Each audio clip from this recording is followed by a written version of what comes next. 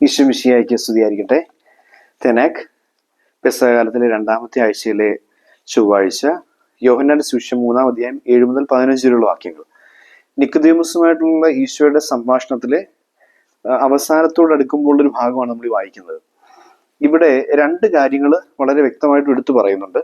ഒന്ന്, ഈശോ പറയുന്നത് ഇങ്ങനെയാണ്: കാറ്റ് അതിന് ഇഷ്ടമുള്ളിടത്തേക്ക് വീശുന്നു, അതിന്റെ ശബ്ദം നീ കേൾക്കുന്നു, എന്നാൽ അത് എവിടെ നിന്ന് വരുന്നു, എവിടേക്ക് പോകുന്നു നീ അറിയുന്നില്ല.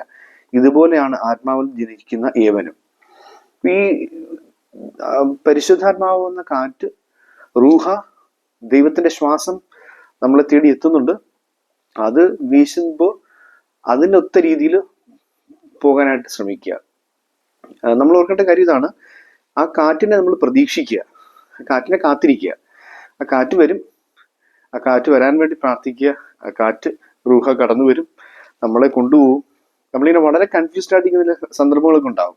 ഞാൻ പറയാൻ കാരണം, ചിലപ്പോൾ നമുക്ക് നമ്മുടെ മാനുഷികമായ കണ്ണുകൊണ്ട് കാണുമ്പോൾ ഒട്ടും വിജയകരമല്ലാത്ത, ഒട്ടും പ്രായോഗികമല്ലാത്ത, ഒട്ടും ഫലപ്രദമല്ലാത്ത ചില കാര്യങ്ങളിലേക്ക് നമ്മളെ ദൈവാരൂപി കൂട്ടിക്കൊണ്ടുപോയിരിക്കും. നമുക്കിങ്ങനെ അങ്കലാപ്പ, ഇത് വിജയിക്കാൻ സാധ്യതയുണ്ടോ? പക്ഷേ കാറ്റാണതെന്ന് ഉറപ്പുള്ള ഒരാൾക്ക് ആ കാറ്റിനൊപ്പം നീങ്ങുകയാണെങ്കിൽ കുറെ യാത്ര ചെയ്ത് കഴിയുമ്പോൾ കര കാണാൻ പറ്റുമെന്ന് പറഞ്ഞ പോലെ എന്താണ് പരിശുദ്ധാരൂപി, ദൈവം നമ്മളിൽ നിന്നും ആഗ്രഹിച്ചതെന്ന് കൃത്യമായും കാണാൻ സാധിക്കും. അതാണ് രക്ഷ, അതാണ് വിശ്വാസം.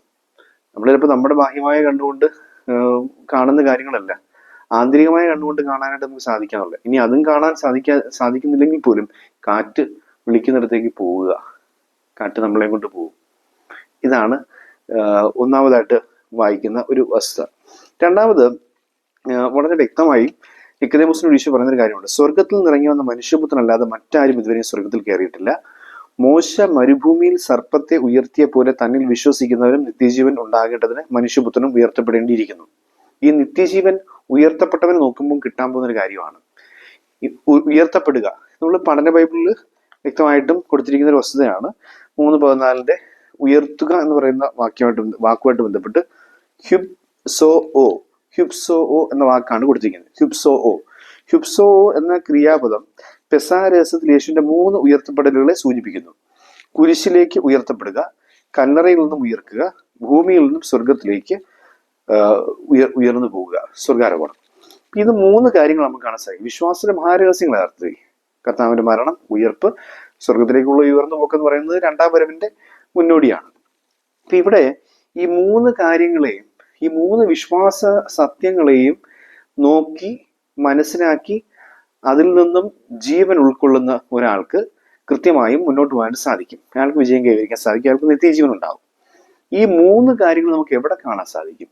ഹ്യുബ്സോ എന്ന് പറയപ്പെടുന്ന ഈ ഉയർത്തപ്പെടൽ കൃത്യമായും അന്ത്യത്താഴ സമയത്ത് ആദ്യം സംഭവിച്ചു കഴിഞ്ഞു. ഈശോ അപ്പമെടുത്ത് ഉയർത്തി കൃതജ്ഞതാസ്തോത്രം ചെയ്തുകൊണ്ട് ഇതിന്റെ ശരീരമാകുന്നു എന്ന് പറഞ്ഞ സംഭവം ആവർത്തിക്കപ്പെടുന്നത് തിരുബലിയിലാണ്. തിരുബലിയിൽ ഇത് ആവർത്തിക്കപ്പെടുമ്പോൾ ഉയർത്തപ്പെടുന്ന തിരുശരീരത്തെയും തിരുരക്തത്തെയും നോക്കിക്കാണുന്ന വിശ്വാസിക്ക് ആ ഉയർത്തപ്പെട്ട തിരുശരീരത്തിൽ കുരിശിൽ ഉയർത്തപ്പെട്ട ക്രൂശിതനെയും കല്ലറയിൽ നിന്നും ഉയർത്ത ഉദ്ധിതനെയും 2ാം വരവിനായി ഉയർന്നുപോയ സ്വർഗാരോപിതനെയും കാണാനായിട്ട് സാധിക്കും. ഇതാണ് ഈ ഹുബ്സോ എന്ന് പറയപ്പെടുന്ന വാക്കുകൊണ്ട് അർത്ഥമാക്കുന്നത്. ഇപ്പോ കൃത്യമായും ദിവ്യബലിയിലെ ദിവ്യകാരുണ്യം ഉയർത്തുന്ന വേളയിൽ ആ ഉയർത്തപ്പെടുന്നവനെ മോശ മരുഭൂമിയിൽ പിത്തള സർപ്പത്തെ ഉയർത്തിയ പോലെ വൈദികൻ അൾത്താരയിൽ ഉയർത്തുന്ന ദിവ്യകാരുണ്യത്തിൽ ഈശോയെ കാണുന്നവന് നിത്യജീവൻ പ്രാപിക്കാൻ സാധിക്കും.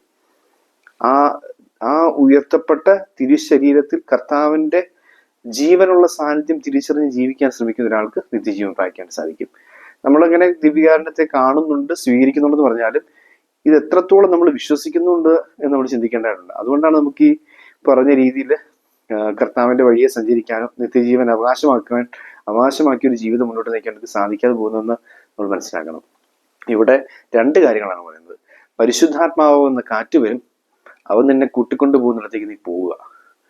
ഉയർത്തപ്പെട്ട ദിവ്യകാരുണ്യത്തിൽ ഉയർത്തപ്പെട്ട ക്രൂശിതനെ, ഉയർത്തപ്പെട്ട ഉദ്ധിതനെ, ഉയർത്തപ്പെട്ട സ്വർഗാരോപിതനെ കാണാൻ സാധിക്കും. അവൻ നിന്നെ രക്ഷയിലേക്ക് നയിക്കും.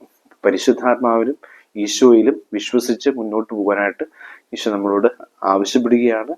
നിക്കോദെമോസിനോടുള്ള ഈശോയുടെ സംഭാഷണം വഴി ഈ വചനഭാഗത്തെ നമ്മുടെ ഹൃദയത്തിലേക്ക് സ്വീകരിച്ചുകൊണ്ട് പരിശുദ്ധാരൂപിയോടും ഈശോനാഥനോടും ദിവ്യകാരുണ്യനാഥനോടും നിരന്തരം പ്രാർത്ഥിച്ച് ആ ഒരു ബന്ധത്തിലായിരുന്നു കൊണ്ട് ബലം പ്രാപിച്ച് മുന്നോട്ട് നമുക്ക് ശ്രമിക്കാം. ദൈവം അനുഗ്രഹിക്കട്ടെ.